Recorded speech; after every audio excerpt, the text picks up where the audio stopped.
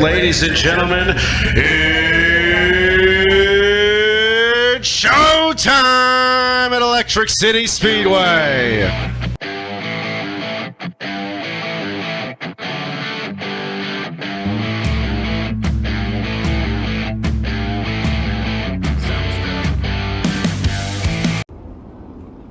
Go ahead and bring him to green for us, Kelby. Tim McCune, Brianna Osberg, bring him into turn number 3.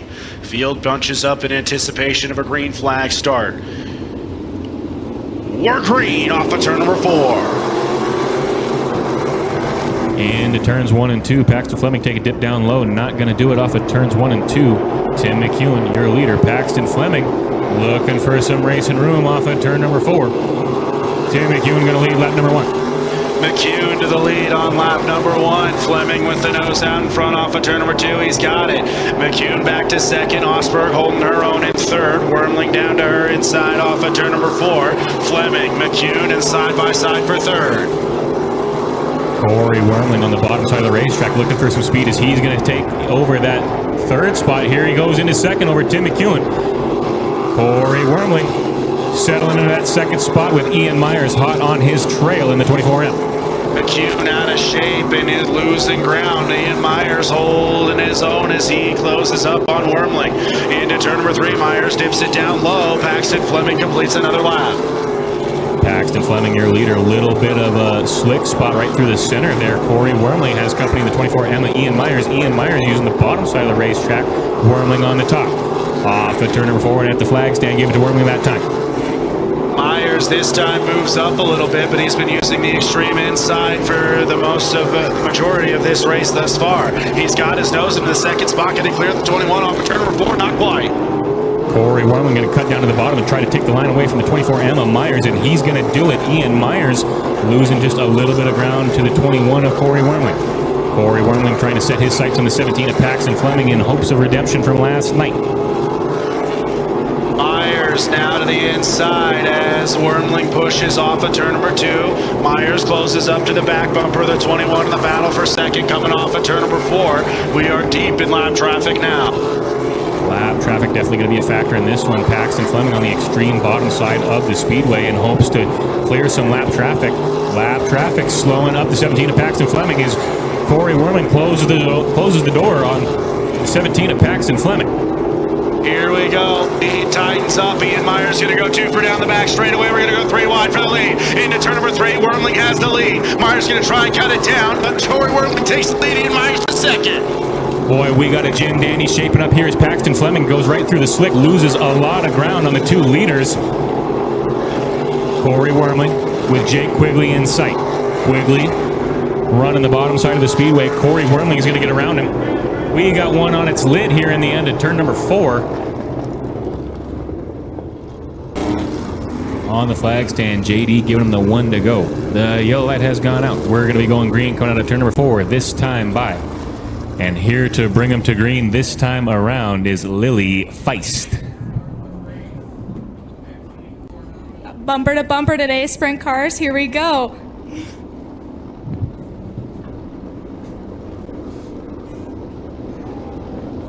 Off at turn number 4, the green flag waves once again for Corey Wormling in car number 21. Corey Wormling immediately dips her down to the inside. Declan Fleming goes to the outside, trying to make it happen for the second spot. Down the back, shooting into turn number 3. Fleming sends her off into turn number 3. Boy, howdy, Declan Fleming's got something working at the 7. Corey Wormling on the extreme bottom. Declan Fleming looking for some racing room as he's got a full head of steam down the back straightaway and into turn number 3. Off at turn number 4. Declan Fleming looking for some racing room on the 21 of Corey Wormling. Declan Fleming has that foot through the floorboard. He's off at turn number 2 with the full head of steam. Down the back, shooting into turn number 3. We turned to 7 laps to go. Declan Fleming's looking for the lead, but Corey Wormling's keeping it on the bottom. An all-out barn burner shaping up here is Declan Fleming a little bit out of shape. Down the back straightaway and into turn number 3. Wormling on the bottom. Declan Fleming on the top side. At the flag stand, Declan Fleming with a little bit more momentum than the 21 of Corey Wormling. Wormling going to have his hands full with the car number 7 of Declan Fleming. Fleming very good through the top of 3 and 4, but Wormling's working the bottom of 1 and 2 and is able to keep the 7 at bay. In fact, he's able to pull him a little bit. We're getting back into lap traffic, T-Lop. Lap traffic definitely going to be a factor here. Corey Wormling looking for some room on some lap cars as he sets his sights on the 2 machine of Jake Quigley. Ian Myers is closed back up on Declan Fleming in the battle for second. Corey Wormling closes up on Priest as they come off of turn number 4. Lead's going to start to tighten up with 4 to go. Matthew Priest right in the preferred lane of Corey Wormling. Wormling going to have to slow up just a little bit. Down the back straightaway into turn number 3. Corey Wormling going to get into a battle with the 11 machine of Matthew Priest. Wormling trying to work for lap traffic. Fleming has to cut her down off of turn number 2 to get past Priest. Wormling with that move through traffic may have won himself the race at the white flag. Corey Wormling accepts the white flag that time by down the back straightaway and into turn number 3. He's going to put Paxton Fleming a lap down. Off of turn number 4 for the first time in the 2025 season. Corey Wormling going to get it done here in your Rocky Mountain Sprint Car main event. Corey Wormling, your winner. Ian Myers in second. Get all the way up there, Corey. Corey Wormling.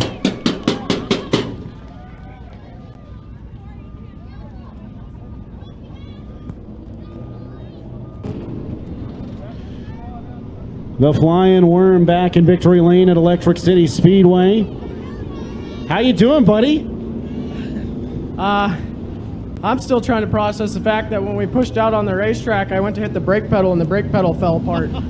He literally reached in there and pushed the plunger back in, and I was holding the brake the whole time just to make sure it didn't fall out. Well, you had a couple new wings on it tonight. Walk us through what happened last night and how you were able to redeem yourself tonight. Last night was just a bad deal all the way around. You know, I just got inside of him early down the straightaway, and he knew I was there, and I got all the way against the tires just to make sure I didn't, give him as much room as possible. Came down the hill and just blasted me in the side, which shot the car over, clipped a tire, and over we went. Ended up tearing a bunch of stuff up, but you know what? If that's what it takes to beat me, then so be it. We can buy parts. So you had to roll through traffic there a little bit. How important is it to kind of keep, be able to balance between aggression and, just kind of biding your time there when you're rolling through traffic in these sprint cars? I mean, you just gotta play everybody differently. Everybody makes the same move pretty much every lap. It's just being able to look far enough ahead and see it coming and know what you're going to do and time it right. Like I got hung up on the orange car. I knew Ian was on me. I could hear him, and I'm like, he's either going to have to go around me on the outside or he's going to wait. Well, we'll see you on the ASCS road this year. Congratulations. You got one more. Biggest thank you, too, is to the Zahara family and allowing me to come out here and race this. And if it wasn't for them, I wouldn't be here. Corey Wormling, ladies and gentlemen, in victory lane at Electric City Speedway at the grand finale for the Montana Spring Roundup for the Rocky Mountain Sprints.